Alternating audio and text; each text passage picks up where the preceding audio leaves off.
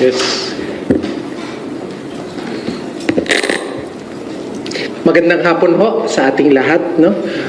Magandang hapon ho. Salamat po sa ating mga partners na media for being here so that we send more clarity on the issues at hand. First, on the matter of Senator Bato de la Rosa, no? First, we confirm that there is existing valid arrest warrant from the ICC. He is charged as a co-perpetrator in the crime against humanity. Second, we also likewise confirm also the fact that based on evidence, pieces of evidence we've relayed information in the past few days, Senator Bato is not in the Senate premises. Third, yesterday, the Supreme Court did not issue a temporary restraining order, neither was a status quo ante order was issued. But the main case is still pending with the Supreme Court. Fourth, the arrest warrant is enforceable. Based on all these four basic premises, I would like to confirm. One, the Philippine law enforcement agencies, which would include the PNP, the National Bureau of Investigation, are now tasked to effect the arrest of Senator Bato de la Rosa. Senator Bato is a fugitive from justice, and he should be brought to the ICC to face the charges before him.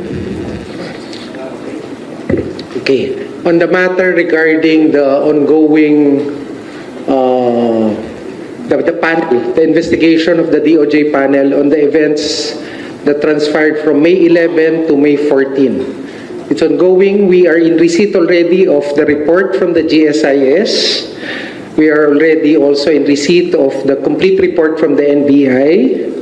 The PNP asked for some time to collate remember the press briefing I had together with General Nartates and Secretary John Bic at the office of the President the other day. The PNP is collating all documents and will be transmitting it to us soon.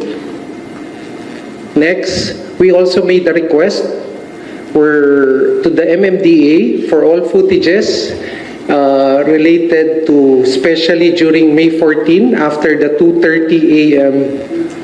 Apparent escape of Senator Bato from the Senate premises.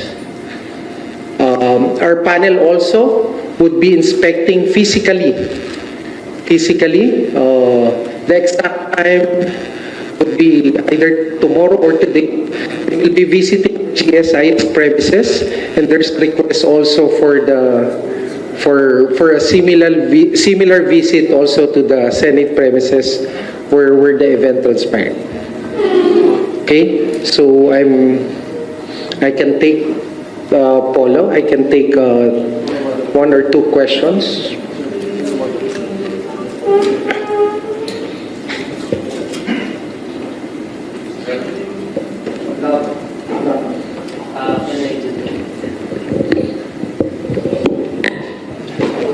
Good afternoon. Can I stand up? Sorry. Good afternoon, Spokes. Good afternoon, Attorney Secretary Vida. Yes. Given the pronouncement you've announced earlier that you are now directing the law enforcement agencies to conduct an operation. Do you know?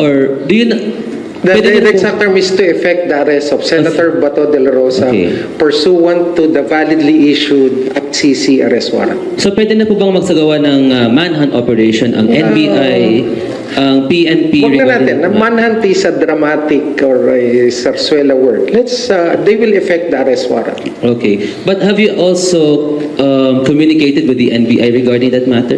Nakipag-usap na po ba sa inyong NBI regarding that matter from yesterday? Kasi we tried reaching the NBI and they said na wala rin po silang pwedeng comment na ibibigay po nila yan sa inyo.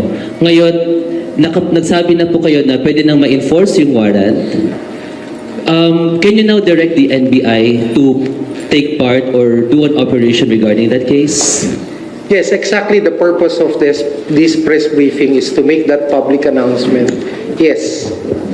NBI can already conduct to pursue their operations to effect the service of the arrest warrant. Thank you. Hi, Sir Camille po from TV5. Meaning, sir, hindi na kumbaga wala na sir yung conditional arrest nung Friday na kapag nag-attempt siya na umalis ng bansa, saka lang siya huliin. So ngayon, ibig sabihin kahit nandito siya sa bansa, makita siya, pwede na siyang damputin, arestuhin. Ganun na po, sir. Tama yan. So sir, ano po yung mangyayari doon sa, kasi ginigate din po nung kampo ni Senator Bato ay wala pang final ruling doon sa main petition nung inihain ni Senator Bato. So hindi na po hihintayin ng gobyerno na maglabas ng final ruling ang Korte Suprema doon sa mga legal issues, doon sa pinaka-merits ng kaso. Ganun po ba Again, I go mangyayari? back to the 4 premises I stated earlier. First, there's a valid arrest warrant issued by the ICC. Second, he is not in the Senate premises. Third, there's no TRO or any interim order from the Supreme Court. Fourth, the arrest warrant is now enforceable. So it will be enforced and it will be served to the person of Senator Bato de la Rosa. Sir, anong mangyayari kapag na-aresto na siya? Will he be automatically surrendered right away in The Hague like what happened to the former president? Or may in custody ba muna siya sa PNP? Ano po yung magiging proseso? Okay, these are operational matters that I cannot discuss so that we don't defeat the purpose of the arrest, which is the ultimate objective is to bring him to the ICC. Okay, we have time for one more question. Picking the next hand I saw earlier. I have another thing, no? Wanted to talk you first and to make the announcement, but Paulo will seek further clarifications after my... Secretary, good afternoon. Jairo Yes. from Rappler. Operationally, Secretary, you said that huwag natin gamitin yung manhunt operation, but operationally, what would happen now? Magkakandak na po ba ng search operation, ang PNP, ang NBI? How will they implement Alam niyo po the yung mga warrant? law enforcement agencies natin, trained po yung ayan. Alam nila may standard operating procedure, meron yung mga intel gathering, intel analysis, counterintelligence measures that they will pursue. And they are expected to pursue this. And do we All of expect, do we expect them to have a common plan, a common, operational procedure on how to arrest ba to? Magkakaroon po ba kayo ng meeting? Nagkaroon na po ba ng meeting ang NBI, ang PNP, at ang ating mga law enforcement agents to implement this warrant of arrest? Definitely, there's coordination among the various law enforcement agencies. There are existing guidelines, standard operating procedures to effect the arrest, and all of this will be followed. Last question po for me. Is this an order from the President himself? Ito po ba ay order ni President sa DOJ to order the law enforcers to implement the warrant? Sir. So actually, this presupposes any order because this is actually giving operationalizing a valid arrest warrant. Okay, and given that there's no interim order from the Supreme Court, the same is now enforceable, and the law enforcement agencies will enforce them. Secretary, good afternoon. Darlene po from GMA News. Sorry, Do we- Darlene, that was the last question. Yeah, last one. Yeah, last one. Do we have leads or information through the NBI kung nasaan ngayon si Senator Bato de la Rosa? Yes, definitely. I heard there are leads that they're working on. There are leads. As to the exact leads, I cannot discuss them. First, I'm not privy to those leads. They are available to our law enforcement agencies and to their units, and let them do their work. Timetable po, Secretary, meron po. Timetable, pwede ba mamaya alauna? Hopefully we do it as fast as we can. Secretary, a word of warning po. Baka po may gusto kayong sabihin to those who might help him evade justice or escape from Yes, this is precisely the call, no? We're pursuing this so that the ends of justice may be achieved. Tandaan natin, no? May biktima to. And their search for justice started in 2017. Libo, daang-daang mga kabataan, mga toddlers, di ba? You give a full account of all this, yung mga namatay na Pilipino. Yung mga kababayan natin na naghahanap ng katarungan. Ngayon, patay na sila eh.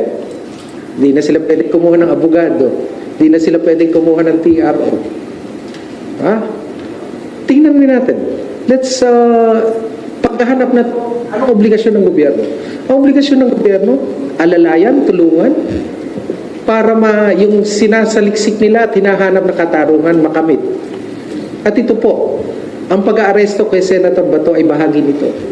Pero sa kabila po na siya ay maaresto, meron pa rin po siyang karapatan. At kinikilala natin yung mga karapatan niya. At ito po ay kikilalanin din ng ICC. Batid po natin ito. Kaya po sa ating lahat, ang sa akin din pong pakiusap, those who might be aiding or abetting or helping Senator Bato evade the law, there are consequences. Alam natin na sa panuntunan ng rule of law may pananagutan. Kung nagtago, hindi lamang po sa sa mata ng batas ng Pilipinas, pati rin po sa batas ng ICC. Kasi dahil siya isang validly issued arrest warrant, diba, ng ICC, meron din po mga panuntunan. Hindi ko ako law expert ng ICC, hindi na ako internal. Pero may mga panuntunan din po na pag meron kang ginawa para masawata ang maayos at matiwasay na pagsisilbi ng isang arrest warrant, may pananagutan ka rin. Diba? Kaya nananawagan po tayo. We need a closure on this one.